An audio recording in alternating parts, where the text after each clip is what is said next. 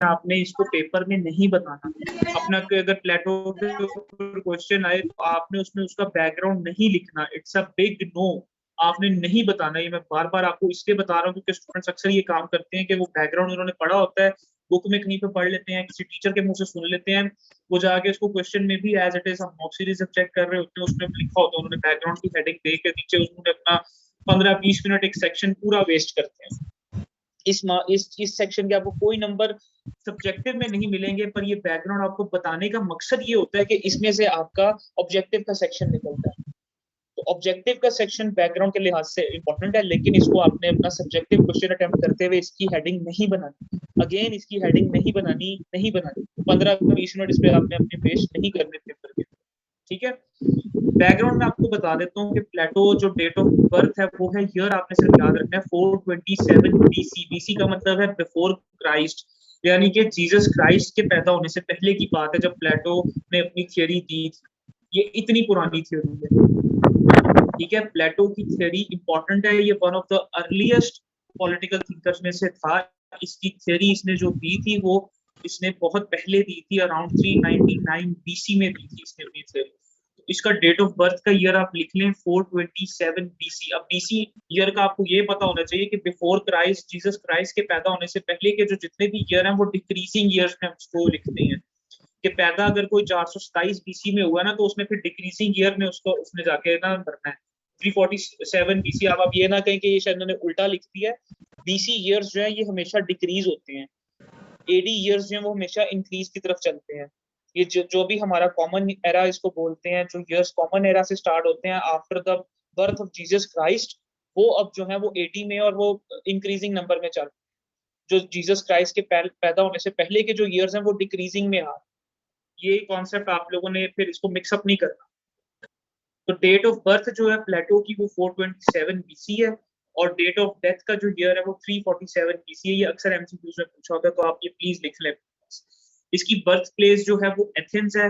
Athens जो है वो ग्रीस में आजकल है, ग्रीस का जो कैपिटल है आजकल वो एथेंस है। तो जो प्लेटो था ये ग्रीक थिंकर, ग्रीक फिलोसोफर जो था ये प्लेटो था।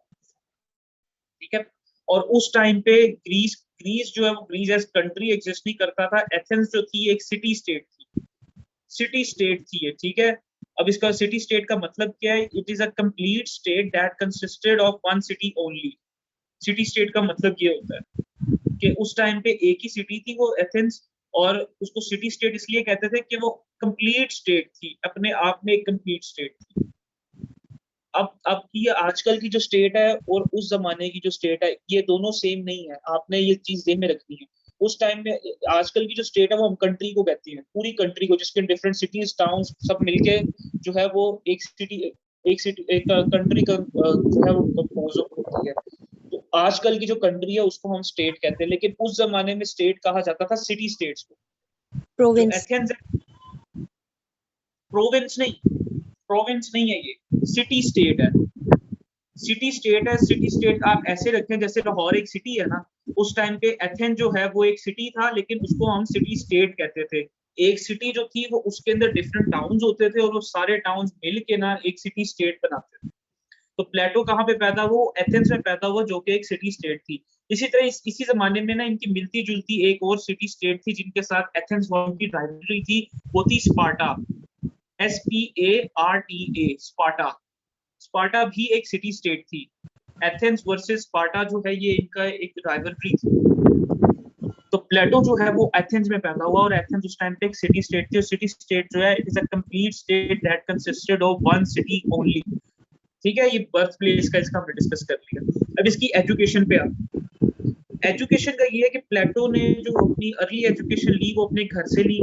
कितने पुराने जमाने की बात है, उस टाइम पे जो है स्कूल्स और इंस्टीट्यूशंस नहीं होते थे। तो उस टाइम पे जो मतलब हायर एजुकेशन समझी जाती थी वो भेजते थे लोग, वो भी कई सारे लोग नहीं जाते थे, कुछ चुने गए लोग जो थे वो जाते हुए थे इंस्टीट्यूशंस के अंदर तालीम लेने के लिए। लेकिन जो बाकी लोग थे जिनको पढ़ने का शौक था वो अपने एल्डर्स से या छोटे मोटे गाँव के अंदर जो लोग पढ़ाते थे उनसे एजुकेशन लेते थे। और एजुकेशन उस टाइम पे ये नहीं होती थी, इंजीनियरिंग, मेडिकल, ये सारी एजुकेशन नहीं होती थी। एजुकेशन उस टाइम पे था कि पॉलिटिकल सिस्टम्स को डिस्कस किया जाता था कि कैसे हम अपनी स्टेट को बेहतर कर सकते हैं। वॉर के डिफरेंट स्ट्रेटजीज डिस्कस किए जाते थे, ये उस टाइम की एजुकेशन ये होती थी। अब आपने डेली सरवाइव कैसे करना है, ये आपकी एजुकेशन का पार्ट होता था। सही है। तो Plato got his early education from his home. Later जो था वो फिर ही became a student of Socrates. Socrates जो था वो प्लेटो का टीचर था। प्लेटो जो था he was a student of Socrates. Socrates जिसको उर्दू में सुकरात कहते हैं, वो प्लेटो यानी अफलातून का टीचर था। तो प्लेटो ने अपनी अर्ली एजुकेशन जो थी वो अपने घर से ली। Later on he became a student of Socrates until Socrates was executed. Socrates को एग्जीक्यूट कर दिया गया था, जब तक जो था वो प्लेटो उसका स्टूडेंट था। ठीक है। और सोक्रेटिस की डेथ के बाद जो था वो प्लेटो ने एथेंस छोड़ दिया, और वो जो था फिर दुनिया के घूमने फिरने निकल गया, और उसने डिफरेंट पॉलिटिकल सिस्टम्स को देखना शुरू किया। फिर इवेंचुअली वो ही केम बैक टू एथेंस। वो एथेंस वापस आ जाता है, और वापसी जब वो आता है तो फिर वो अपना एक इंस्टीट्यूशन बनाता है, एक इंस्टीट्यूशन एस्टेब्लिश करता है जिसका नाम था अकेडमी। प्लेटो के इंस्टीट्यूशन का नाम आप लिख लें अपने पास, ये एमसीक्यूज में अक्सर पूछा होता है। उसका नाम था अकेडमी। प्लेटो के इंस्टीट्यूशन का नाम था अकेडमी, जो उसने एथेंस में खोला। ACADEMY, अकेडमी जो था प्लेटो के इंस्टीट्यूशन का नाम था। ठीक है। फिर उसके बाद प्लेटो ने जो उसकी रिमेनिंग लाइफ थी वो उसने क्या किया, he serve his remaining life in reading, writing and teaching in institution academy. सही है। ये इस प्लेटो का बैकग्राउंड है। इसके अलावा आपने ये नाम याद रखने हैं उसकी बुक्स के, कि प्लेटो ने कौन कौन सी बुक्स लिखी। 3 जो मेजर बुक्स हैं जिसके बारे में पूछा जाता है वो है रिपब्लिक, स्टेट्समैन और लॉस। ये प्लेटो की 3 मेजर बुक्स थी। प्लेटो की जो हम थ्योरी भी अब हम डिस्कस करेंगे इसके बाद, वो रिपब्लिक से ली गई है उसकी थ्योरी। ये बैकग्राउंड आपको समझ आया है। ये आपने ऑब्जेक्टिव के लिए ज़हन में रखना है। एक उसकी डेट ऑफ बर्थ, एक उसकी डेट ऑफ डेथ, देन वो पैदा कहाँ पे हुआ, वो किसका स्टूडेंट था, उसके इंस्टीट्यूशन का नाम क्या था, और उसकी बुक्स का नाम क्या है। इनमें से आपका ऑब्जेक्टिव का पार्ट निकलेगा। क्लियर है? किसी कोई चीज मिसिंग तो नहीं रह गई तो मुझसे पूछ ले। चलें आगे हम। प्लीज रिस्पॉन्ड करें। Yes sir. साथ साथ मैं जब पूछता हूँ तो आप प्लीज कोई एक खाना मुझे रिस्पॉन्ड कर दिया करें, क्योंकि फिर मुझे लगता है शायद मेरी कोई आवाज में डिस्टॉर्शन है आपको। Yes sir. एनीवेज, अब आगे हम चलते हैं टाइम जी। यस सर, समझ आ रहा है। डायमेंशन। ठीक है। अब हम चलते हैं डायमेंशंस पे। अब डायमेंशंस क्या होती हैं? डायमेंशंस का मतलब है, ये भी आपने पेपर में ये चीज नहीं लिखनी। आपने जो पेपर प्रॉपरली स्टार्ट करना है वो कॉन्टेक्स्ट से स्टार्ट करना है, अपने क्वेश्चन को आंसर करना है। ये जो पहले मैं बैकग्राउंड बता चुका हूँ ये आपके ऑब्जेक्टिव के लिए इंपॉर्टेंट है। डायमेंशंस जो है वो मैं आपको बता रहा हूँ कि ये प्लेटो के बारे में पेपर में क्वेश्चन किस तरह से पूछा जाता है। तो 3 तरह से इसका क्वेश्चन आता है। सबसे पहला तो वो आपको सीधा सीधा कह देते हैं कि प्लेटो की थियरी ऑफ आइडियल स्टेट बता दो। Plato explain the ideal state theory of Plato. एक डायमेंशन, एक क्वेश्चन इस तरह बनकर आ जाता है आपके पास। दूसरा आता है कि वो इसकी जो बुक है रिपब्लिक, उसके बारे में पूछ लेते हैं कि रिपब्लिक के अंदर क्या लिखा हुआ है वो बता दें। ठीक है। तीसरा क्वेश्चन आता है आपका, जो तीसरी डायमेंशन है वो ये पूछते हैं उसकी फिलोसोफर किंग की जो फिलोसफी है उसके बारे में पूछा जाता है। ठीक है। ये 3 डायमेंशन है। इस डायमेंशन से बाहर आपको प्लेटो में क्वेश्चन नहीं है। एक पूछा जाएगा कि नॉर्मली मोस्टली जो 75% पूछा जाता है वो यही है कि प्लेटो की आइडियल स्टेट थ्योरी के ऊपर क्वेश्चन सीधा सीधा आया होता है। दूसरा वो पूछते हैं प्लेटो की बुक रिपब्लिक के अंदर क्या चीज बताई गई है। तीसरा पूछते हैं फिलोसोफर किंग की फिलोसफी क्या है। प्लेटो के यही, और ये तीनों क्वेश्चंस का आंसर जो है हमने उसकी थ्योरी में यही चीजें हमने फिट करनी है जो मैं आपको आज बताने लगा प्लेटो के बारे में। सवाल इन्हीं डायमेंशन में से आएगा। डायमेंशन जो भी हो, आपने कंफ्यूज नहीं होना। प्लेटो की जो थियरी है आपने उसी में से ही आंसर करना है जो अब हम पढ़ेंगे इसके बाद। क्लियर है? ये डायमेंशन क्लियर हो गई आपको? इसके बाद यस आपने सर। क्या करना है, आपको क्वेश्चन आ गया, बैकग्राउंड जो है वो एमसीक्यूज के लिए डायमेंशंस आपको बता रही है कि क्वेश्चन कैसे आएगा। आपने जो आंसर करना शुरू करना है ना, वो कॉन्टेक्स्ट से लेके कंक्लूजन तक ये आपका आंसर होना चाहिए। हेडिंग्स भी मैंने आपको बता दी है कि आपने हेडिंग्स कैसे बनानी है, सब हेडिंग्स कैसे बनानी है, और सब हेडिंग्स की सब हेडिंग्स कैसे बनानी है। ठीक है। और मैं अब आपको ये भी बता दूंगा कि कहाँ पे आपने ग्राफ बनाना है, कहाँ पे आपने चार्ट बनाना है, कोटेशन कहाँ इंसर्ट करनी है, ये सारी चीजें आपको बता दूंगा। ठीक है, अब हम इसको लेकर चलते हैं। आपको क्वेश्चन आ गया प्लेटो पे, आपने सर, इसको शुरू करना है। ये जब भी आपको हो रही है, जी रिकॉर्डिंग हो रही है रिपीट कर, रिकॉर्डिंग हो रही है, आप उसकी टेंशन ना लें, रिकॉर्डिंग हो रही है और साथ साथ अपलोड। आई थिंक पिछला जो पेपर ब्रेकडाउन है वो ऑलरेडी यूट्यूब पे पहुंच गया होगा। सही है, जिन्होंने सब्सक्राइब नहीं किया या देखा नहीं है अभी तक चैनल, वो आपको ग्रुप के अंदर एडमिन लिंक भेज देता है, आपने वहां से देख लेना है। और चैनल का नाम है ब्रेन ट्रेन, वहां पे आप देख लें सेक्शन वाइज, वहां पे जीके के और पॉलिटिकल साइंस के, इंग्लिश वगैरह के लेक्चर्स आपको मिल जाएंगे जो जितने अब तक हो चुके हैं। तो मैं आपको ये बता रहा था कि आपने क्या करना है, जब आपको क्वेश्चन आ गया प्लेटो पे, आपने इसका आंसर जब करना स्टार्ट करना है, आपने पहली हेडिंग जो देनी है वो कॉन्टेक्स्ट की देनी है। कॉन्टेक्स्ट का मतलब ये है कि उसने अपनी थ्योरी दी क्यों। एक होता है टेक्स्ट और एक होता है कॉन्टेक्स्ट। टेक्स्ट तो ये चीज आपको बता रहा है ना कि ये चीज है क्या, कॉन्टेक्स्ट उसके बिहाइंड द बैक रीजन क्या है, वो ये बात बता रहा होता है। तो कॉन्टेक्स्ट में आपने सबसे पहले बताना है कि प्लेटो ने अपनी आइडियल स्टेट थियरी दी क्यों, क्या वजह थी, उसको क्या चीज जरूरत पड़ी थी आइडियल स्टेट थियरी देने की। तो उसकी दो वजूहत, एक था डायरेक्ट, आप सबसे पहले हेडिंग देंगे कॉन्टेक्स्ट की, उसके नीचे आएंगे थोड़ा बताएंगे कि अच्छा जी प्लेटो ने अपनी थियरी दी, उसकी फॉलोइंग वजूहत थी।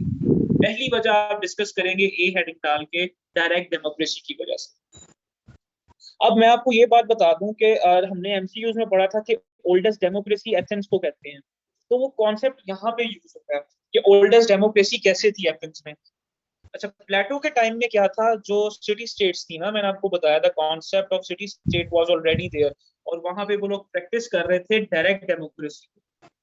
प्लेटो के टाइम पे सिटी स्टेट्स हुआ करती थी, जैसे एग्जांपल मैंने आपको बता दिया, एक उसकी स्टेट थी एथेंस और एक और स्टेट थी स्पार्टा। तो ये आप एग्जांपल दे देंगे सफिशिएंट।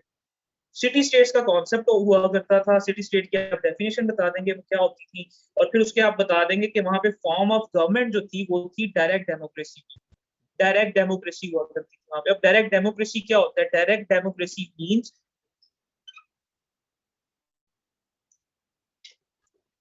अच्छा, direct democracy means people use to take decisions using collective people और कॉमन अप्रोच। यानी कि डायरेक्ट डेमोक्रेसी में क्या होता था, आप ऐसा समझ लें कि एक बड़ा सा ना हॉल है, वहां पे आपको जब भी कोई प्रॉब्लम आएगी ना, अपने अब उस टाइम पे सोसाइटी में पॉपुलेशन जो थी वो लाखों के हिसाब से नहीं हुआ करती थी, एक सिटी स्टेट में फ्यू हंड्रेड या फ्यू थाउजेंड पीपल रहा करते थे। जब भी उनको किसी एक बड़ी प्रॉब्लम के ऊपर कोई फैसला लेना होता था या कोई प्रॉब्लम डिस्कस करनी होती थी, वो क्या करते थे, एक जगह पे जमा होते थे, मसले को डिस्कस करते थे, सारी चीजें सुनते थे। उसके बाद आप समझ लें डायरेक्ट डेमोक्रेसी ये थी कि वो वोटिंग करते थे और डायरेक्ट हेड्स काउंट कर लेते थे कि कौन इसके हक में है, कौन इसके खिलाफ है। फिर जहां पे मेजोरिटी होती थी वो फैसला, चाहे वो सही होता था चाहे गलत होता था, वो फैसला मान लिया जाता था जहां पे मेजोरिटी होती थी। ये आपकी डायरेक्ट डेमोक्रेसी सिस्टम है, ठीक है। तो प्लेटो ने अपनी जो थियरी दी वो डायरेक्ट डेमोक्रेसी के आप समझ लें अगेंस्ट दी थी। क्यों? क्योंकि डायरेक्ट डेमोक्रेसी की वजह से उसका जो टीचर था, his beloved teacher Socrates was executed, उसके टीचर को एग्जीक्यूट कर दिया गया था डायरेक्ट डेमोक्रेसी की वजह से। क्यों? क्योंकि सोक्रेटिस जो था उसने वो पॉलिटिकल सिस्टम को उसने एनालाइज किया एथेंस के, और उसने तनकीद की थी डायरेक्ट डेमोक्रेसी के ऊपर। एथेंस की डायरेक्ट डेमोक्रेसी सिस्टम के ऊपर सोक्रेटिस ने क्रिटिसाइज किया था, उसको तनकीद की थी, क्योंकि उसने कहा था कि ही declared it a bad system. उसने कहा था कि डायरेक्ट डेमोक्रेसी जो है इसमें जो फैसले हैं वो ज्यादातर गलत होते हैं, मेजोरिटी के चक्कर के अंदर जो फैसले हैं वो गलत कंसिडर हो जाते हैं, गलत फैसलों को जो है वो प्रमोशन मिल रही है, और जो सही फैसले जो होने चाहिए वो डायरेक्ट डेमोक्रेसी के चक्कर में वो चीज हो नहीं रही। तो सोक्रेटिस ने उसको क्रिटिसाइज किया डायरेक्ट डेमोक्रेसी को, और फिर क्या हुआ, पूरे लोगों ने जो था फैसला सुनाया कि इसने हमारे डायरेक्ट डेमोक्रेसी सिस्टम को, जो precious sacred political system of city state Athens है, सोक्रेटिस ने उसको क्रिटिसाइज किया है। तो इसको यहाँ तो सब लोगों के सामने आके माफी मांगनी पड़ेगी, अगर ये माफी नहीं मांगेगा तो इसको एग्जीक्यूट कर दिया जाएगा। तो Socrates was a man of his words, उसने कहा कि मैंने जो बात कही है मैं उसके साथ स्टैंड करूंगा, उसके ऊपर स्टैंड लूंगा, मैं उसी के साथ ही रहूंगा, मैंने माफी नहीं मांगनी क्योंकि मैंने कोई गलत बात की थी। जिसकी वजह से फिर उसने कहा था कि अगर आप मुझे माफ नहीं करेंगे या आपने इस मेरी तनकीद को बर्दाश्त नहीं करना तो मैं विलिंगली एग्जीक्यूशन का प्याला पी लूंगा। अब उस टाइम पे एग्जीक्यूशन जो थी वो फांसी नहीं होती थी या आपका सर कलम नहीं होता था, वहां पे जहर का प्याला पिलाया जाता था। अक्सर आपने अगर सोक्रेटिस और प्लेटो के बारे में सुना हो तो आपको ये अंदाजा होगा कि सोक्रेटिस ने जहर का प्याला पी के तो उसको एग्जीक्यूशन।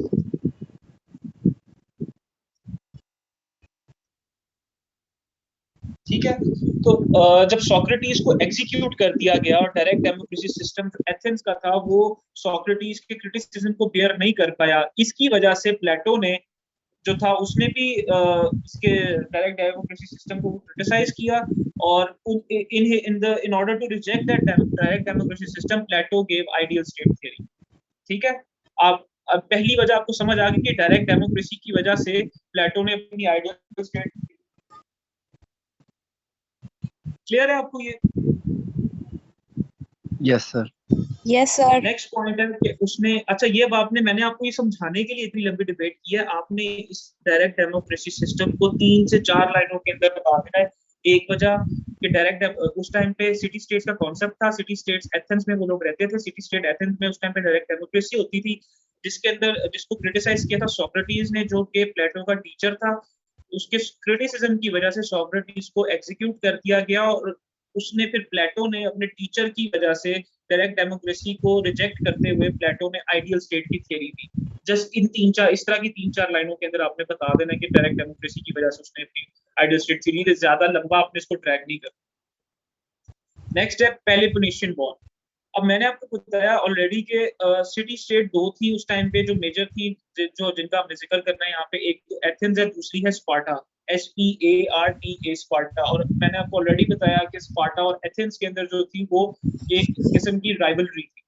अब जो एथेंस था वहां पे थी फॉर्म ऑफ गवर्नमेंट या पॉलिटिकल सिस्टम जो था वहां का वो था डायरेक्ट डेमोक्रेसी बेस्ड, जबकि स्पार्टा के अंदर जो थी वो उस टाइम पे डिक्टेटरशिप थी या मोनार्की थी।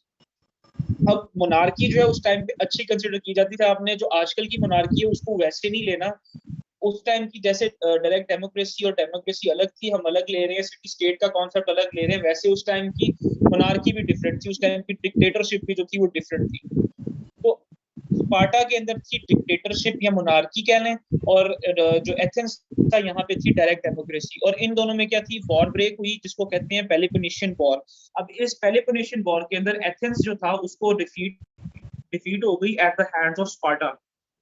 स्पार्टा ने एथेंस को हरा दिया, जिसकी वजह से अगेन प्लेटो जो था उसको एक प्लस पॉइंट मिला कि जिस बेसिस पे उसने कहा कि ये देखो वहां पे डिक्टेटरशिप है, मोनार्की चल रही है, यहाँ पे इतने बंदों में फैसले और फैसले हमेशा गलत होते हैं डायरेक्ट डेमोक्रेसी में। तो ये भी एक वजह जिसकी वजह से मैं अपनी आइडियल स्टेट थ्योरी जो है वो दे रहा हूँ, और एथेंस का जो पॉलिटिकल सिस्टम है उसको रिप्लेस होना चाहिए और यहाँ पे डायरेक्ट डेमोक्रेसी नहीं होनी चाहिए। ये एक दूसरी वजह थी जिसकी बेसिस पे उसने अपनी आइडियल स्टेट थ्योरी दी।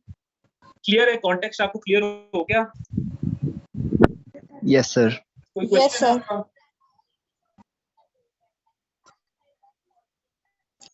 नेक्स्ट अब हम चलते हैं थ्योरी के ऊपर कि थ्योरी में क्या बात क्या हो रही है। अब जब लोगों ने कहा ना कि अच्छा तुम बातें तो प्लेटो को कहा कि तुम बातें तो कर रहे हो कि अच्छा हमें डायरेक्ट डेमोक्रेसी को रिप्लेस कर देना चाहिए, तो वजह भी तो बताओ कि अच्छा तुमने वजह भी बता दी, अब तो ये तो बताओ कि हमने इसको रिप्लेस करना किसके साथ है। उन्होंने उससे पूछा, तो जब फिर प्लेटो से पूछा गया तो उसने फिर अपनी आइडियल स्टेट थ्योरी दी और उसने कहा कि डायरेक्ट डेमोक्रेसी जिसमें फैसले होते हैं मेजोरिटी पे हेड काउंट करके, चाहे आप फैसला गलत कर रहे हो चाहे गलत से सही कर रहे हो, वैसे फैसले नहीं होने चाहिए, आइडियल स्टेट बननी चाहिए। आइडियल स्टेट अब कैसे बनेगी, प्लेटो ने उसका एक पूरा मॉडल दिया। ठीक है, अब उसका मॉडल क्या था? प्लेटो के अकॉर्डिंग आइडियल स्टेट जो है ना तभी स्टैब्लिश की जा सकती है जब वहां पे प्रिंसिपल ऑफ जस्टिस होगा। ठीक है, for Plato an ideal state must be established on the basis of principle of justice. Plato ने ये बात की। प्रिंसिपल ऑफ जस्टिस का क्या मतलब है? प्रिंसिपल ऑफ जस्टिस ये कहता है कि जिसमें जितनी खूबी हो उसको उतना ही रिवॉर्ड मिलना चाहिए, या जो जितने परसेंट गलती कर रहा है उसको उतने परसेंट पनिशमेंट मिलनी चाहिए। ठीक है, मतलब ये था कि जो बड़ा है डायरेक्ट डेमोक्रेसी में आके जिसकी पहुंच ज्यादा है, ज्यादातर है, ज्यादा लोगों तक है, इन्फ्लुएंस उसका ज्यादा लोगों पे है, तो वो बच जाए। या अगर उसको कोई रिवॉर्ड सबको मिल रहा है जिसकी पहुंच जितनी ज्यादा है वो उतना रिवॉर्ड उसको ले लेता था। प्लेटो ने ये कहा कि जो जिस काबिल है उसको उतना रिवॉर्ड और उतनी पनिशमेंट मिलनी चाहिए। ये है प्रिंसिपल ऑफ जस्टिस, और आइडियल स्टेट जो है वो प्रिंसिपल ऑफ जस्टिस पे बननी चाहिए। अब पता कैसे चलेगा कि सोसाइटी में किन लोगों को कितने परसेंट हमने रिवॉर्ड करना है या कितने परसेंट हमने उनको पनिशमेंट देनी है, ये कैसे पता चलेगा? प्लेटो ने इसका भी सोल्यूशन दिया कि जस्टिस क्या है। प्लेटो ने अपने जस्टिस को डिफाइन किया। अब प्लेटो ये बात कहता है कि हर इंसान के अंदर ना, जितने भी इंसान है दुनिया में उस टाइम पे, उसके टाइम पे जितने भी इंसान थे, उसने कहा हर इंसान में ना 3 बेसिक इंस्टिंक्ट्स पाई जाती है, 3 बेसिक ट्रेड्स हैं हर इंसान के, या हर सोल के 3 बेसिक नेचर समझ में आ। ठीक है, उसने ट्रेट ऑफ डोमिनेंस बताया कि हर इंसान के अंदर एट अ टाइम तीनों ट्रेड्स मौजूद होते हैं। ठीक है, नेचर ऑफ सोल उसने बताई, जिस बेसिस पे जस्टिस दिया जाएगा। अच्छा, अब नेचर ऑफ सोल का कैसे पता चलेगा, या नेचर ऑफ सोल में जो ट्रेड ऑफ डोमिनेंस है वो क्या चीज है? प्लेटो ने कहा कि हर इंसान के अंदर 3 ट्रेड्स पाए जाते हैं। मैंने नीचे उनको एनलिस्ट किया है, एक है लस्ट, एक है करेज और एक है विजडम। ये 3 ट्रेड्स हैं जो हर इंसान का पार्ट है। यानी कि सपोज मैं हूँ, मेरे अंदर ना प्लेटो, अगर मैं प्लेटो के जमाने में, तो प्लेटो कह रहा है कि इस बंदे के अंदर तीनों ट्रेड्स मौजूद हैं, एक वक्त में तीनों ट्रेड्स मौजूद हैं। मेरे अंदर लस्ट भी है, मेरे अंदर करेज भी है, मेरे अंदर विजडम भी है। लेकिन एट एनी टाइम कोई एक ट्रेड जो है वो डोमिनेंस में होगा। या तो मेरे में तीनों ट्रेड्स मौजूद हैं, लेकिन या तो मेरे में लस्ट डोमिनेंट होगी, या मेरे में करेज डोमिनेंट होगा, या मेरे में विजडम डोमिनेंट होगा। ठीक है, एट अ टाइम कोई एक ट्रेड जो है वो डोमिनेंट में होता है। यानी कि सपोज 100% आपकी सोल है, उसमें आप समझ लें कि 25% लस्ट है, आप में 25% जो है विजडम है, 50% जो है करेज है। एट अ टाइम तीनों तो मौजूद है, लेकिन कोई एक जो है वो आप में डोमिनेंट है। अब प्लेटो का जस्टिस ये कहता है कि जिसमें जोन सा ट्रेड डोमिनेंस है ना, उसको वैसा काम मिलना चाहिए। ये उसका प्रिंसिपल ऑफ जस्टिस था। अब कैसा काम करना चाहिए? वो कहता है जिनमें लस्ट है ना, वो लोग सारे, उनको आर्टिजन्स का काम करना चाहिए। आर्टिजन्स का मतलब है कि पीपल विद टैलेंट, समझने आप, कि हाथ से काम करने वाले लोग, सिपाही होंगे, या नहीं सिपाही नहीं बल्कि होंगे, आप समझे कि वो काश्तकारी करेंगे, फार्मर्स होंगे, पेंटिंग करेंगे, सिंगिंग करेंगे, मतलब इस तरह के जितने आर्टिजन्स होंगे, वो आर्टिस्ट टाइप लोग होंगे, जिनमें लस्ट का जो ट्रेड है, जिनमें डोमिनेंस होगा, वो आर्टिजन्स बनेंगे। ठीक है, फिर जिनमें करेज डोमिनेंट होगी, वो क्या होंगे? वो सिपाही होंगे, वो मिलिट्री का पार्ट बनेंगे। जिनमें बहादुरी ज्यादा है, वो लोग आपकी सिटी स्टेट को प्रोटेक्ट करेंगे, आपकी सिटी स्टेट की आर्मी बनेंगे, आपकी प्रोटेक्शन का बैरियर बनेंगे वो लोग। ठीक है, क्योंकि उनमें मिलिट्री का ट्रेड जो है वो डोमिनेंस में है। थर्ड, फिर वो कहता है कि जिनमें विजडम का ट्रेड जो है डोमिनेंस में है, वो लोग क्या होंगे? वो लोग रूलर्स होंगे। ठीक है, जाहिर सी बात है, समझ भी लगती है कि जिनमें दानाई ज्यादा है वो क्या करेंगे? वो रूल करेंगे। जिनमें ताकत ज्यादा है वो लोग फौज का पार्ट बनेंगे। जिनमें लस्ट का कंपोनेंट ज्यादा है, ठीक है, वो फिर बाकी के जो काम रह जाते हैं, फार्मर्स हो गए, और हैंडीक्राफ्ट्स बनाने वाले हो गए, पोटरी वाले हो गए, ये सारे काम जो है वो आर्टिजन्स करेंगे। ठीक है, अब प्लेटो ये बात भी कहता है कि जिनमें, अगर आपकी सोसाइटी में लेट सपोज 100 लोग रहते हैं, एक सोसाइटी आपकी सिटी स्टेट एथेंस में आप सपोज करें 100 लोग रहते थे, तो वो कहता है कि 100 में से जो ज्यादातर लोग होंगे ना, यानी मैनी पीपल, वो क्या होंगे? उनमें लस्ट का ट्रेड जो है वो डोमिनेंस में होगा। ठीक है, लेट सपोज हम एक नंबर ले लेते हैं कि अगर 100 लोग रह रहे हैं ना, उसमें से 70 लोग जो है वो, उनमें लस्ट का जो ट्रेड है ना वो डोमिनेंस में, तो वो सारे क्या बनेंगे? वो आर्टिजन्स बनेंगे। फिर फ्यू पीपल जो होते हैं सोसाइटी के, यानी कि सपोज 100 में से हम 15 लोग ले लेते हैं, या चले 20 लोग ले लेते हैं, या 25 लोग ले लेते हैं। 25 लोग वो होंगे जिनमें करेज जो है वो डोमिनेंस में होगी। 70 जो चले गए वो आर्टिजन्स हैं 100 में से। फिर 25 जो लोग हैं उनमें मिलिट्री का ट्रेड जो है, या करेज का जो ट्रेड है, वो जो है वो डोमिनेंस के अंदर है। और फिर very few people, least people जो होंगे, उनमें दनाई होगी, दनाई का ट्रेड जो है, या विजडम का जो ट्रेड है वो डोमिनेंस में होगा। वो लोग क्या होंगे? रूलर्स बनेंगे। इसको अगर हम डिवाइड करें तो 100 में लेट्स सपोज 100 लोग थे ना, 70 लोगों में आर्टिजन्स का ट्रेड जो है वो डोमिनेंस में है, 25 लोग मिलिट्री में चले गए, 5 लोग जो है वो रूलर्स बने। ठीक है, अब प्लेटो ने क्या किया? ये जो डिस्ट्रीब्यूशन ऑफ सिस्टम बताया कि आइडियल स्टेट कैसे बनेगी? जब वहां पे जस्टिस होगा। जस्टिस कैसे होगा? कि जिसमें दो ट्रेड डोमिनेंस में है उसको वैसा काम मिले तो जस्टिस होगा। अब पता कैसे चलेगा कि और उसने ये भी बता दिया कि ज्यादातर लोग जो है वो उनमें लस्ट का ट्रेड जो है वो डोमिनेंस में, फ्यू के अंदर करेज और लीस्ट के अंदर जो है विस्डम है। अब पता कैसे चलेगा भाई, आपने बता तो दिया है कि ये ज्यादा में लस्ट वाले ज्यादा में है, थोड़े करेज में और बहुत थोड़े जो है विजडम में, पता कैसे चलेगा किसमें विजडम है, किसमें करेज है, किसमें लस्ट है। अब इस चीज को जस्टिफाई करने के लिए या पता चलाने के लिए कि किसमें कौन सा ट्रेड जो है डोमिनेंस में है, प्लेटो ने क्या किया, अपनी स्कीम ऑफ एजुकेशन बताई। प्लेटो ने अपनी स्कीम ऑफ एजुकेशन बताई। अच्छा, ये ऊपर तक आपको चीज समझ आ गई है, ट्रेड ऑफ डोमिनेंस वाली बात? Yes sir. Yes sir. इस थियरी को कहते हैं, ये जो तीन उसने डोमिनेंस के ट्रेड बताए ना, इसको बोलते हैं theory of tripartite. Theory of tripartite, TRIPARTITE, tripartite. Theory of tripartite भी कहते हैं, या इसको नेचर ऑफ द सोल भी कहा जाता है कि हर प्लेटो के अकॉर्डिंग एक सोल में तीन ट्रेड्स होते हैं एट अ टाइम मौजूद, लेकिन कोई एक ट्रेड जो है वो डोमिनेंस पे होता है, जिसकी बेसिस पे उसको जो काम होगा वो उसको उस ट्रेड डोमिनेंस ट्रेड की वजह से मिलेगा। ठीक है, यहाँ तक ये चीज क्लियर हो गई। अब हम चलते हैं नेक्स्ट स्टेप पे कि प्लेटो को पता कैसे चलाएगा कि किसमें कौन सा ट्रेड जो है वो डोमिनेंस पे है। उसके लिए प्लेटो ने दिया अपना स्कीम ऑफ एजुकेशन दी उसने। अब यहाँ पे आपने जो स्कीम ऑफ एजुकेशन बतानी है ना, ये तीन फेजेस मैंने आपको बता दी कि प्लेटो की स्कीम ऑफ एजुकेशन जो है वो तीन फेजेस पे डिपेंड करती है। अब इसको आप चार्ट की फॉर्म में लिखेंगे, या आप ऐसा करें कि आप दो लाइंस लगा लें, ऐसी डिवाइड कर लें इसको ऐसे करके, इधर आप फेज 1 बता दें, इधर आप फेज 2 बता दें, इधर आप फेज 3 बता दें, तो आपका चार्ट बन जाएगा। ठीक है, या अगर आप और किसी बेहतर तरीके से बता सकते हैं तो आप इसको वैसे, आपने हेडिंग बतानी है प्लेटो स्कीम ऑफ एजुकेशन की, फिर नीचे उसको थोड़ा एक्सप्लेन करना है, जैसे लिखते हैं आपके in order to find the nature of soul, Plato introduced an education system which consisted of 3 phases, or following are the 3 phases of Plato's scheme of education. उसके नीचे आप ऐसा कुछ एक चार्ट बना लें जहाँ पे आप तीनों फेजेस को एक्सप्लेन करेंगे। ठीक है, आपने अपनी साथ साथ प्रेजेंटेशन का भी ध्यान रखना है। अब 3 फेजेस को हम डिवाइड करते हैं। हर फेज जो है वो कुछ ईयर्स के लिए एग्जिस्ट करता था। अब पहला फेज जो था, पहले हम पहला फेज डिस्कस करते हैं। पहला फेज जो है वो आपकी बर्थ से लेके 20 इयर्स ऑफ एज तक जो है वो चलेगा। अब माइंड यू, ये चीज आपने जहन में रखनी है कि जो प्लेटो स्कीम ऑफ एजुकेशन है ये सबके लिए, हर किसी के लिए, चाहे औरत है, चाहे आदमी है, बच्चा, हर किसी के लिए ये उसने बताया है कि हर बच्चा जो पैदा होगा उसको उसका बर्थ से लेके 20 इयर्स ऑफ एज तक उसका फेज वन एजुकेशन सिस्टम सबके लिए चलेगा, कोई उससे जो है बाहर नहीं होगा। क्योंकि प्लेटो के नजदीक जो स्टेट का जो था ना, क्या आप कहें, वेलफेयर ऑफ स्टेट जो थी वो मैटर करती थी, उसके लिए लोग मैटर नहीं करते थे। एंड गोल, जो मीन गोल रिलेशनशिप आपने सुना होगा, प्लेटो के लिए जो अल्टीमेट गोल था वो था एक वेलफेयर स्टेट बनाना। स्टेट की वेलफेयर जो थी उसके लिए ज्यादा जरूरी थी as compare to welfare of the people. उसके लिए जो पीपल थे वो थे मीन्स टू रीच द गोल।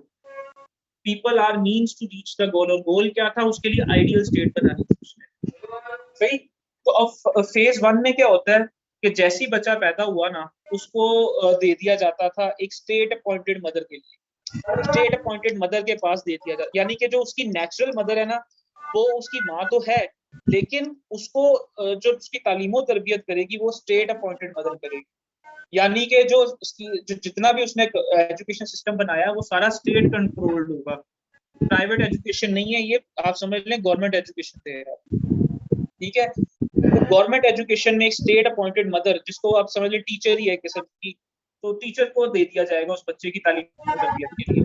अब वो क्या होगा, जब अर्ली 6 बर्थ से लेके 6 इयर्स ऑफ एज तक उसमें उस बच्चे को जो है वो स्टोरीज नरेट की जाएंगी, उसके पास जो ग्रीक हीरोज थी, ग्रीक गॉड्स की मिथोलॉजी की, ब्रेवरी ऑफ गॉड्स के बारे में बताया जाएगा। जैसे बचपन में जो भी हम लोग सुनते आते हैं, मिथ्स की कहानियां होती हैं, या हमारे रिलीजन बेस्ड जितने कॉन्सेप्ट होते हैं, या हमारे नेशनल हीरोज जो होते हैं, हमें उसके बारे में बताया जाता है। नर्सरी केजी के प्रेप के बच्चे जो आजकल होते हैं उनको बताते हैं ना कि Quaid-e Azam is the founder of Pakistan, या इलामा इकबाल ने पाकिस्तान का ख्वाब देखा, और नबी सल्लल्लाहु अलैहि वसल्लम के बारे में, मतलब जितने भी हमारा बच्चों को बताया जाता है नर्सरी केजी के अंदर, प्रीवियस रिलीजियस एजुकेशन थोड़ी बहुत दी जाती है, बेसिक कॉन्सेप्ट बताए जाते हैं, नेशनल हीरोज के बारे में, नेशनल सॉन्ग्स के बारे में, कौमी तराना जैसे हमें हमारा याद करवाया जाता है। तो वो चीजें जो है वो 6 इयर्स तक की एज में आप वो बताई जाएंगी फेज 1 के अंदर। फिर एज 7 से लेके एज 18 ईयर्स तक क्या होगा, जो बच्चा है उसको एक पब्लिक स्कूल में भेजा जाएगा, जहां पे उसे basic literature, music, gymnastic, poetry जो है वो सिखाई जाएगी। जो जिम्नास्टिक होगी वो क्या होगा, वो मिलिट्री को समझ लें, मिलिट्री बेस्ड जिम्नास्टिक सिखाई जाएगी, हल्की फुल्की, जैसे हॉर्स राइडिंग है, बेसिक स्वॉर्ड फाइटिंग है, आर्चरी है, ड्यूएल है, इस तरह की जो चीजें हैं वो सिखाई जाएंगी जिम्नास्टिक्स में।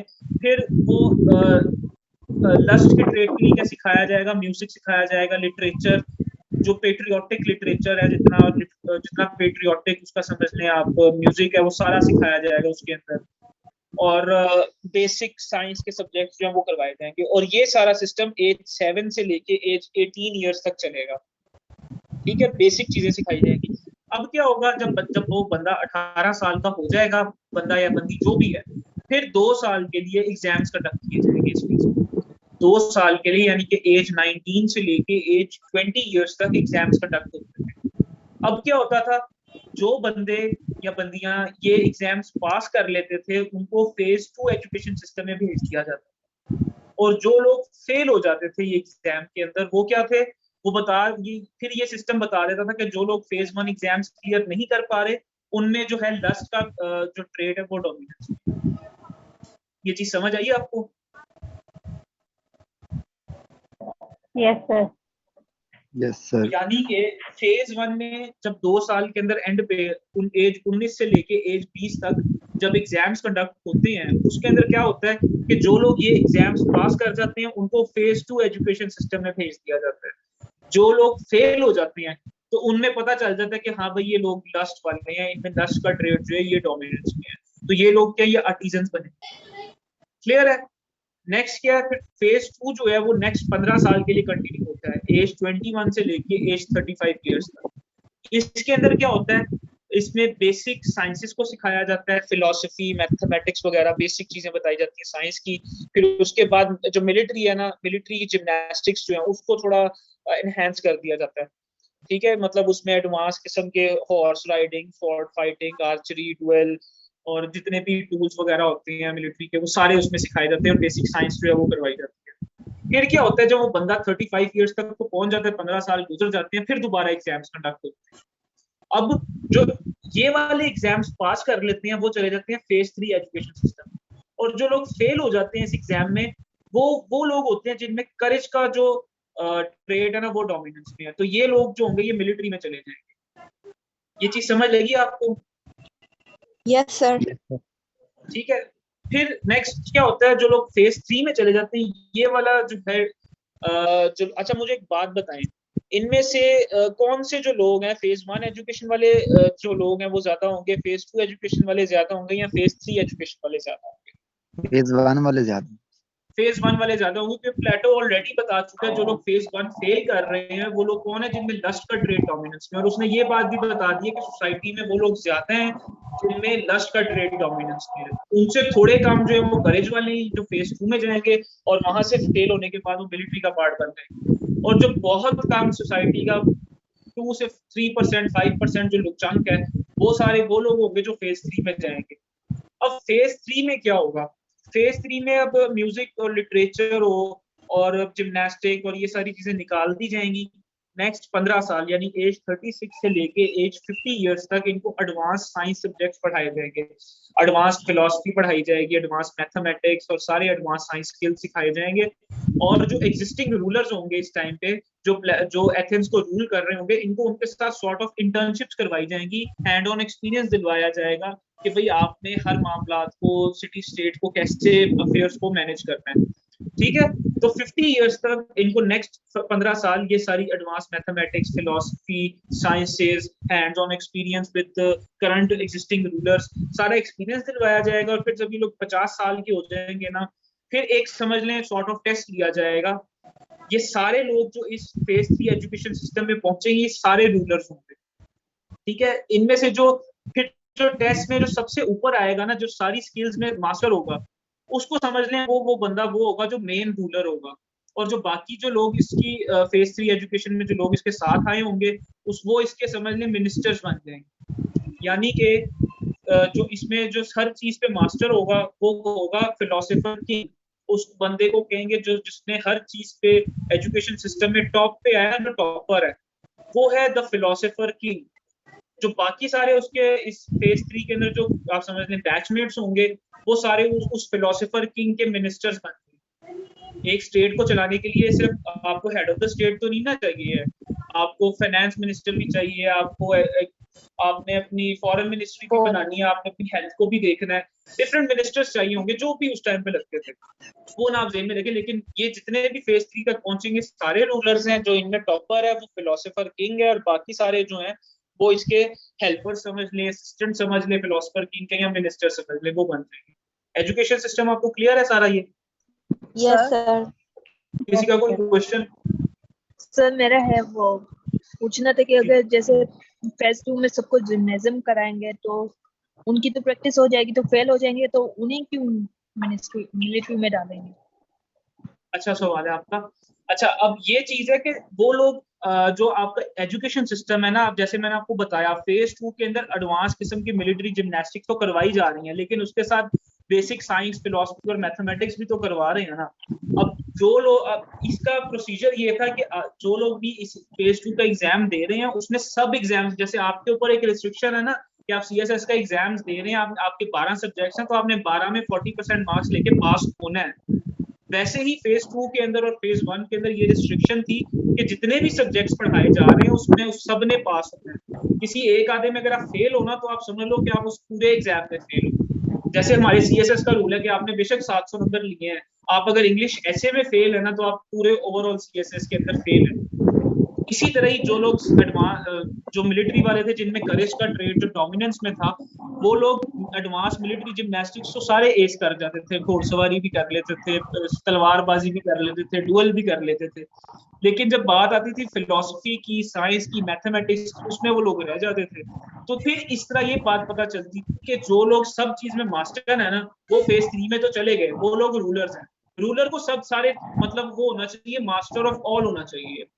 लेकिन जो इधर जो लोग रह गए ना, जो लोग मैथ्स में, फिलोसफी में, साइंस में फेल हो गए लेकिन जिम्नास्टिक्स में पास हो गए, ठीक है, वो लोग फिर जाएंगे मिलिट्री में। क्योंकि ऑलरेडी जो मिलिट्री वाले थे वो लिटरेचर में, पेट्रियोटिक म्यूजिक के अंदर और जिम्नास्टिक में, वो तीनों चीजों में मास्टर थे, लेकिन साइंस, फिलोसफी, मैथमेटिक्स में वो मास्टर नहीं थे, इसीलिए वो फेज 3 में नहीं जा सकते थे, वो फेज 2 में निकल गए और वो मिलिट्री वाले बन गए। जो फेज 1 में आउट हो गए वो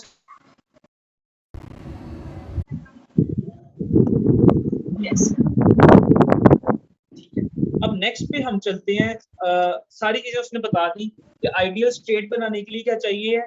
आइडियल स्टेट बनाने के लिए जस्टिस होना चाहिए। जस्टिस कैसे पता चलेगा कि जो बंदा जिस काबिल है उसको उतना ही रिवॉर्ड या उतनी ही पनिशमेंट मिलनी चाहिए, वो पता कैसे चलेगा? वो ट्रेड ऑफ डोमिनेंस से पता चलेगा कि सोसाइटी में किस बंदे के अंदर कौन सा ट्रेड जो है वो डोमिनेंस के अंदर है। ठीक है, ज्यादातर लोग जो है वो लस्ट वाले हैं, थोड़े जो है वो करेज वाले हैं, और बहुत थोड़े जो है वो विजडम वाले हैं। आर्टिजन्स, मिलिट्री क्लास और रूरल क्लास बन गई। इसके बाद प्लेटो ने बताया कि एजुकेशन सिस्टम की बेस के ऊपर कैसे हम ये तीनों बता सकते हैं कि किसमें कौन सा ट्रेड जो है वो डोमिनेंस में है। अब फिर इसके बाद बताया प्लेटो ने क्योंकि आइडियल स्टेट की थ्योरी देनी थी, उसने आइडियल स्टेट फॉर पीपल की थ्योरी नहीं देनी थी, तो प्लेटो ने ये वो काम किया कि स्टेट में कोई रिश्वतखोरी ना हो, कोई नेपोटिज्म ना हो। जैसे आजकल जो हमारे जो करंट मॉडर्न टाइम एरा के अंदर जो चीज प्रॉब्लमेटिक है वो ये, एक तो नेपोटिज्म है, दूसरा हमारा जो ये करप्शन सिस्टम है। उस वजह से ये जितने भी सोसाइटीज जो है उसकी पॉलिटिकल इंस्टेबिलिटी की मेजर वजूहात में से ये दो बड़ी मेन वजह हैं। एक तो डोमेस्टिक पॉलिटिक्स में चली जाती है कि नेपोटिज्म की सेंस के अंदर के बाप जो है वो लीडर है तो आगे से उसका बेटा भी लीडर बनेगा, उसका बेटा भी लीडर बनेगा, या उसकी बेटी भी लीडर बनेगी। ये जैसे हमारे करंटली पाकिस्तानी सिस्टम को अगर हम देखें तो डोमेस्टिक पॉलिटिक्स या नेपोटिज्म जो है ये हमारे सिर्फ पाकिस्तान ही नहीं, ओवरऑल पूरे वर्ल्ड में भी जगह जगह पे चीज देखने को मिलती है। दूसरा जो है मेन वजह एक आइडियल स्टेट नहीं बन पाने की, वो ये है कि जो करप्शन है या लोग अपना लीडर्स जो है वो अपना पहले भरते हैं, फिर किसी और का सोचते हैं, फिर मुल्क का बाद में सोचते हैं।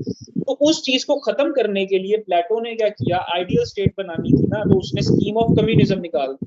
अब स्कीम ऑफ कम्युनिज्म क्या थी? स्कीम ऑफ कम्युनिज्म जो थी वो वो जो है, आपको मैंने बता दिया कि 3 क्लासेस हैं, लस्ट है, करेज है, विजडम है, जिसकी वजह से 3 क्लासेस कौन सी बनी, आर्टिजन क्लास, मिलिट्री क्लास और रूलर क्लास। अब जो ये स्कीम ऑफ कम्युनिज्म है ना, ये सिर्फ अपर 2 क्लासेस के ऊपर अप्लाई करवाता है प्लेटो, आर्टिजन क्लास के ऊपर नहीं करता। ठीक है, आर्टिजन क्लास क्योंकि आपकी गवर्नमेंट का पार्ट नहीं है। गवर्नमेंट का पार्ट कौन बनेगा, जो मिलिट्री क्लास में जाएंगे या जो रूलर क्लास में जाएंगे, तो उनके ऊपर लगाई प्लेटो ने स्कीम ऑफ कम्युनिज्म। अब स्कीम ऑफ कम्युनिज्म क्या थी, उसके 2 पार्ट्स थे, एक थी कम्युनिज्म ऑफ प्रॉपर्टी और एक थी कम्युनिज्म ऑफ फैमिली। अब कम्युनिज्म ऑफ प्रॉपर्टी से क्या मुराद है, इससे उसने खत्म की करप्शन कह लें, या अपने जो लीडर्स होते थे उनको उसने कहा कि नहीं, ये लोग इनको कोई वो नहीं होगी, इनको कोई अपने नाम पे कोई प्रॉपर्टी नहीं ले सकते। अब प्रॉपर्टी के अंदर लैंड मनी दोनों आता था। कम्युनिज्म ऑफ प्रॉपर्टी का मतलब ये है कि अपर 2 क्लासेस जो हैं, मिलिट्री क्लास और रूलर क्लास, वो लोग अपने नाम पे ना लैंड ले सकते हैं, ना मनी ले सकते हैं, ना उनके नाम पे कोई पैसा होगा, ना उनके नाम पे कोई जमीन होगी। ये लोग जो होंगे ये अपनी जितनी भी प्रॉपर्टी है या जितने भी पैसे हैं सब डिसोन कर देंगे, रिनाउंस कर देंगे, कॉमन रिनाउंसिएशन हो जाएगी उनकी प्रॉपर्टी की। यानी इनका जो कुछ भी है वो सारा स्टेट को चला जाएगा। अगर ये लोग रूलर बनेंगे, अगर ये लोग मिलिट्री के पार्ट बनेंगे, तो इनके नाम पे कुछ नहीं होगा। ये लोग ना अपने नाम पे कुछ कर सकते हैं। इनका जितना भी खर्चा है, चाहे इनको खाना चाहिए, चाहे इनको शेल्टर चाहिए, चाहे इनको क्लोथिंग चाहिए, या रहने के लिए जितने भी जिंदा रहने के लिए काम होते हैं, जितनी भी जरूरियात है, वो सारी स्टेट खुद इनकी पूरी करेगी। पर इनके नाम पे ना कोई लैंड होगा, ना इनके नाम पे कोई पैसा होगा। तो इसको बोलते हैं कम्युनिज्म ऑफ प्रॉपर्टी, कि जो अपर 2 क्लासेस हैं वो ना अपने नाम पे कोई लैंड कर पाएंगी, ना उनके नाम पे कोई पैसा होगा, उनको तनख्वाह भी नहीं मिलेगी उनकी, बल्कि जितनी भी जरूरियात होंगी वो सारी स्टेट पूरी करेगा। चाहे वो उनको खाना चाहिए, चाहे उनको शेल्टर चाहिए, चाहे उनको क्लोथिंग चाहिए, या जितनी भी जीने की जरूरियात है वो सारी स्टेट खुद पूरी करेगी। वो स्टेट ओन्ड हो जाएंगे और वो अपनी प्रॉपर्टी सारी डिसोन कर देंगे। ये कम्युनिज्म ऑफ प्रॉपर्टी क्लियर है आप लोगों को? Yes sir. ठीक है, नेक्स्ट है कम्युनिज्म ऑफ फैमिली। जी,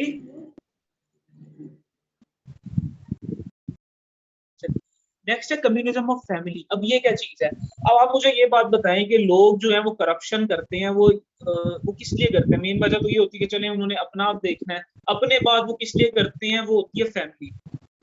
कि फैमिली को हर चीज होनी चाहिए फैमिली के पास, या फिर जो है, मैं अगर पॉलिटिक्स में हूँ या मैं रूलर हूँ, तो मेरे बाद मेरा बेटा या मेरी बेटी जो है वो भी पॉलिटिक्स में हो, वो भी रूलर हो। ये होती है बात। तो कम्युनिज्म ऑफ फैमिली लगा दी। फिर नेपोटिज्म खत्म करने के लिए प्लेटो ने अपर 2 क्लासेस के ऊपर, आर्टिजन क्लास के ऊपर ना कम्युनिज्म ऑफ फैमिली है, ना कम्युनिज्म ऑफ प्रॉपर्टी है। लेकिन जो अपर 2 क्लासेस है ना, मिलिट्री क्लास और रूलर क्लास, उस पर प्रॉपर्टी भी की भी कम्युनिज्म है। यानी उनके नाम पे ना लैंड हो सकता है, ना कोई पैसा हो सकता है, वो स्टेट ओन्ड हो जाएंगे, उनके सारे खर्चे स्टेट पूरी करेगी। सिमिलरली वो कोई अपनी फैमिली नहीं बना सकते, यानी शादी नहीं कर सकते, उनके बच्चे नहीं हो सकते, वो ना बच्चे पैदा कर सकते हैं, ना वो शादी कर सकते हैं, अपनी एक फैमिली नहीं बना सकते। क्यों नहीं बना सकते? उसकी एक वजह ये थी कि अगर उनकी फैमिली हो जाएगी तो वो फिर स्टेट को नहीं देखेंगे, उनका ध्यान अपनी फैमिली के अराउंड ही रहेगा, वो अपनी फैमिली की परवाह में बिजी रहेंगे। दूसरा कि अगर वो लीडर आ गए हैं तो वो कहेंगे आगे से मेरा बेटा या मेरा बेटी या मेरी जो स्पाउस है वो भी आगे से उसको भी कोई ना कोई फायदा हो मेरे लीडर होने का। तीसरा, उसने ये कहा कि अगर ये लोग क्या नाम है मतलब कोशिश करेंगे कि जितना भी ये निकाल सकें स्टेट से और लेके, तो अपनी फैमिली को दें।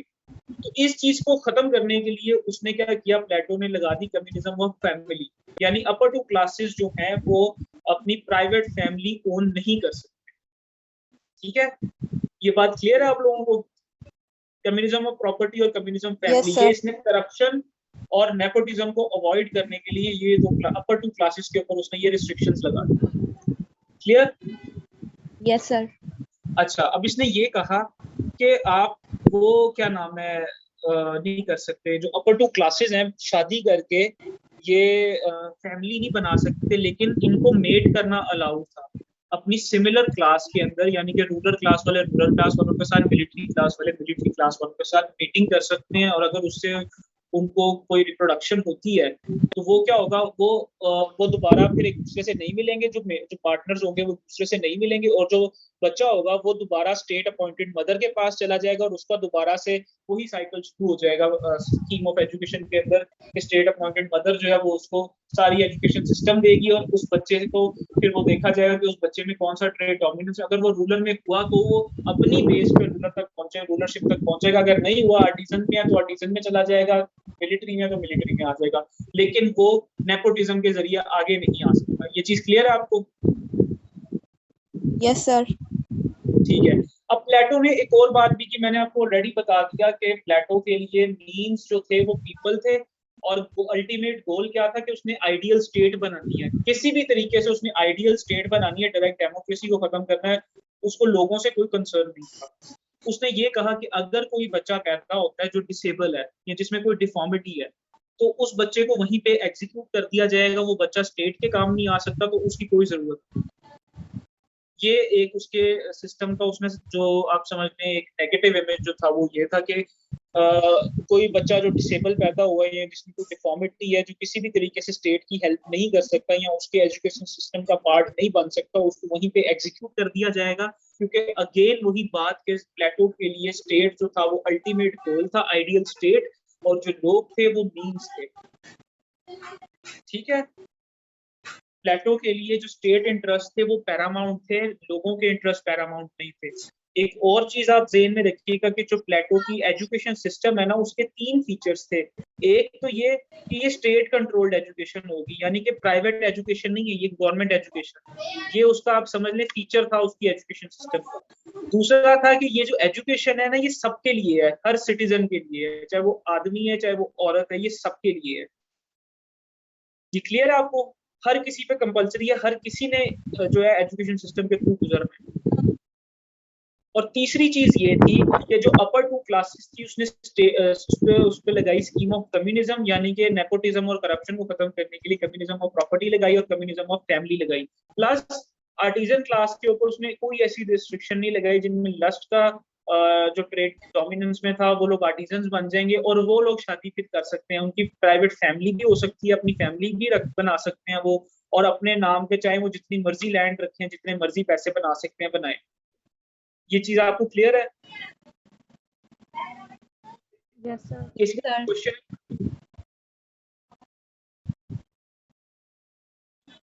No sir. अब हम नेक्स्ट पॉइंट पे चलते हैं कि मॉडर्न टाइम्स के साथ इसकी रेलेवेंस क्या है।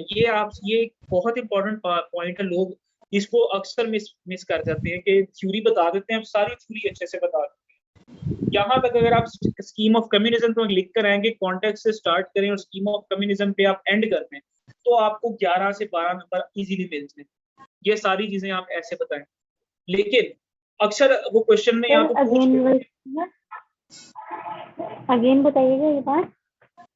मैं आपसे ये कह रहा हूँ कि अगर आपको प्लेटो पे क्वेश्चन आया है और आपने कॉन्टेक्स्ट से लेके इसको स्कीम ऑफ कम्युनिज्म तक सारी चीज अच्छे से आपने A to Z लिख दी, ये आपको 20 में से 11 से 12 नंबर मिलेगा। ठीक है। नेक्स्ट क्या जो लोग मिस कर जाते हैं, थ्योरी की रेलेवेंस बताना वो भूल जाते हैं कि मॉडर्न टाइम्स के साथ इस थ्योरी की क्या रेलेवेंस है। ये कोई बहुत बड़ी चीज नहीं है, छोटे छोटे पॉइंट्स है, 5 से 6 पॉइंट्स है जो आपने लिखने हैं पॉइंटर्स की सूरत में, और इसके आपको नंबर मिलेंगे, 1 से 2 नंबर इसके होंगे। यहाँ तो अगर उसने पूछा हो तो फिर तो आपको लाजमी बताना है, लेकिन अगर ना भी पूछा हो तो ये आप समझ लें आपने अपने क्वेश्चन को एक्स्ट्रा एज देने के लिए, दूसरों से डिफरेंट करने के लिए आपने ये चीज जरूर बतानी है मॉडर्न टाइम्स के साथ इस थ्योरी की क्या रेलेवेंस है, कि ये जो थ्योरी दी गई है क्या ये प्रैक्टिकली आज भी कहीं एप्लीकेबल है तो कहाँ पर है। तो मॉडर्न टाइम्स में जब आप ये रेलेवेंस बता देंगे 5-6 पॉइंट्स, तो आपको और एज मिलेगा। तो एज क्या मिलेगा मैं आपको बता देता हूँ। प्लेटो की जो थ्योरी हमने पढ़ी है इसकी मॉडर्न टाइम्स के साथ रेलेवेंस क्या है। ऑलरेडी हमने ये सारे पॉइंट्स पढ़े हुए हैं, हमने जस्ट इसको एक अलग हेडिंग बना के इलस्ट्रेट कर दे रहे हैं। जैसे एक पॉइंट है, आप ये लिख लें कि Plato was the first one to introduce the concept of examinations. Plato ने अपनी theory of education, scheme of education दी ना, और उसमें फिर एग्जाम्स भी लेता था वो, तो उसके अंदर प्लेटो जो था वो फर्स्ट बंदा था जिसने इंट्रोड्यूस किया कॉन्सेप्ट ऑफ एग्जामिनेशंस को। जो कि मॉडर्न टाइम्स में भी चलता है। हम लोग भी एग्जाम्स देते हैं, हर तरह के एग्जाम है, CSSB की एग्जाम है, PMSB की एग्जाम है, डिग्री का भी एग्जाम देकर आते हैं। तो ये जॉब लेने के लिए एग्जाम्स तो जरूरी है। प्लेटो के भी स्कीम ऑफ एजुकेशन के बाद जॉब भी मिलती थी ना। जो फेज 2 में चले जाते थे उनको मिलिट्री वाले की जॉब मिल जाती थी, जो फेज 3 में चले जाते थे वो रूलर बन जाते थे, ये भी जॉब ही है, तो जॉब मिल जाती थी। तो Plato was the first one to introduce the concept of examination. ये एक पॉइंट है जो मॉडर्न टाइम्स के साथ कोइंसाइड कर रहा है। नेक्स्ट पॉइंट क्या है कि Plato was the first thinker to provide first systematic theory to political science. Plato वो पहला थिंकर था जिसने जैसी भी थ्योरी थी लेकिन एक सिस्टम के तहत उसने एक पूरी थ्योरी बना के दी कि एक आइडियल स्टेट उसने बताया कि मैंने आइडियल स्टेट बनानी है। आइडियल स्टेट कैसे बनेगी? जब उसमें प्रिंसिपल ऑफ जस्टिस होगा। प्रिंसिपल ऑफ जस्टिस को उसने कॉन्सेप्ट बताया कि ट्रेट ऑफ डोमिनेंस जिसमें जोन सी है उसको वैसी जॉब करनी चाहिए। फिर उसने बताया कि किस कौन कौन सा ट्रेट है और कौन कौन से लोग हैं जिनमें ये ट्रेट जो है होगा और कितने % वो लोग होंगे। और फिर उन ट्रेड्स की हमने छांटी कैसे करनी है, उसने वो स्कीम ऑफ एजुकेशन भी दी। फिर आगे उसने फर्दर हर जॉब के अकॉर्डिंग उसने उसके ऊपर रूल्स भी बताए। तो ये एक पूरी सिस्टमैटिक थ्योरी उसने दी है। तो Plato was the first thinker who provide first systematic theory to political science. तो ये भी उसकी एक मॉडर्न टाइम्स के साथ रेलेवेंस है। थर्ड पॉइंट है, ही was the first one to make education compulsory in a state.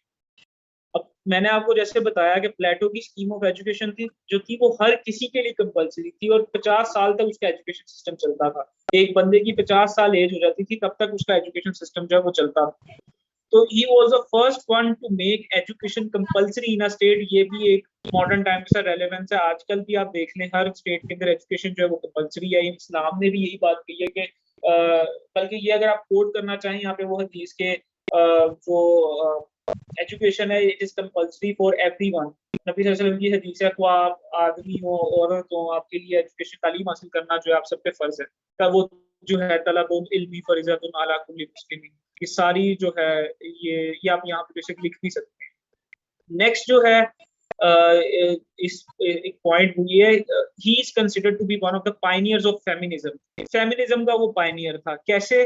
2 points आप इसमें लिखेंगे। एक कि उसने जो एजुकेशन सिस्टम था उसमें एजुकेशन थी वो कंपल्सरी की थी फॉर विमेन एज वेल।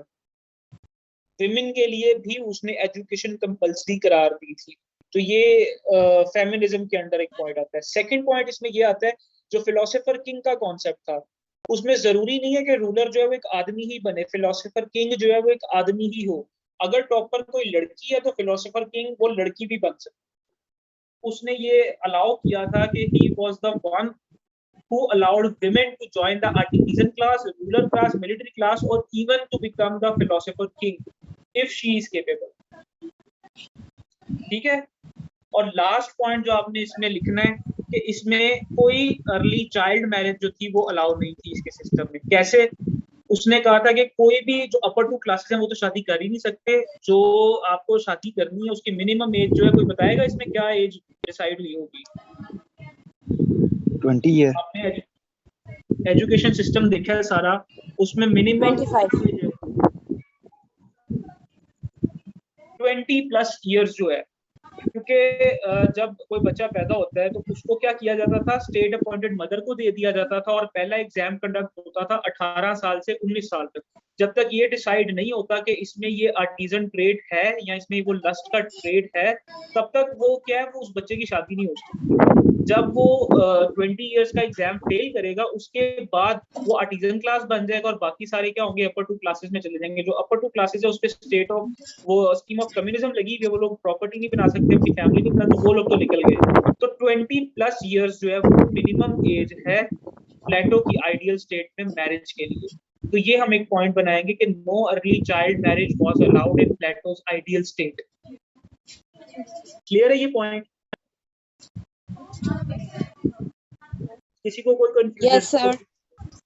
इसके बाद Sir, ये हमने यहाँ पे ये हमारी थ्योरी होगी रेलेवेंस टू मॉडर्न टाइम्स में 5-6 पॉइंट्स ये बता देने हैं।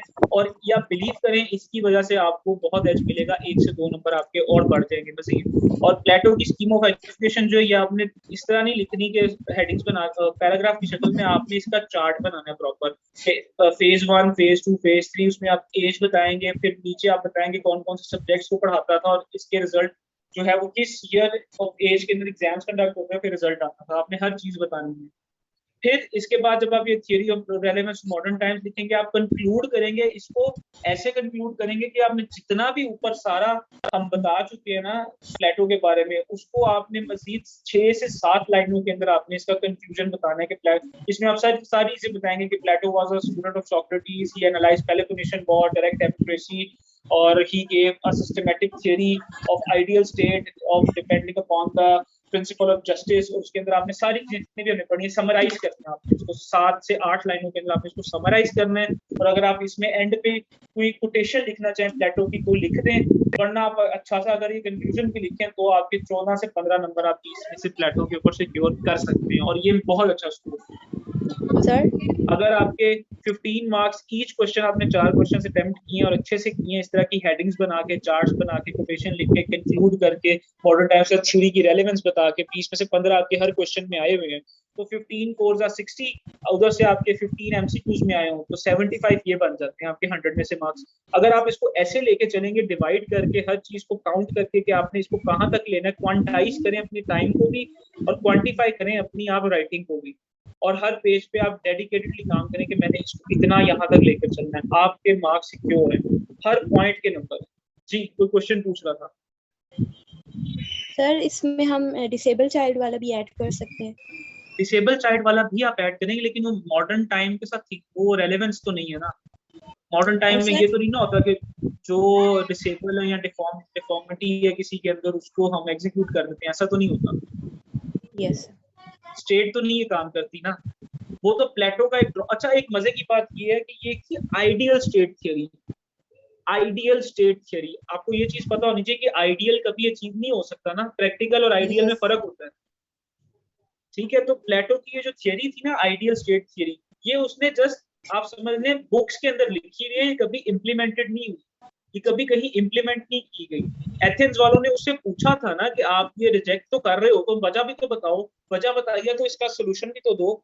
तो प्लेटो क्योंकि एक पढ़ा लिखा बंदा था, उसने उसका सोल्यूशन भी दिया, उसने वजह भी बताई, सारी चीजें एक्सप्लेन की, और उसने फिर ये चीज उन लोगों पे छोड़ दी कि क्या आप ये चीज इंप्लीमेंट करना चाहते हो तो मुझे बताओ, मैं इसको इंप्लीमेंट कर देता हूँ। अगर आप नहीं चाहते तो ये आइडियल स्टेट है, तो ये आइडियल स्टेट फिर आइडियल स्टेट बुक पे ही रह जाती है, तो बुक पे है ये, इसको कभी इंप्लीमेंट नहीं किया गया। लेकिन ये एक पॉलिटिकल साइंस की फर्स्ट सिस्टमैटिक थ्योरी थी, जिसकी बेस पे आगे जाके मॉडर्न टाइम्स की थ्योरीज आई पॉलिटिकल साइंस की, और इवेंचुअली जो आज हमारी मॉडर्न स्टेट्स हैं वो इवॉल्व हुई है।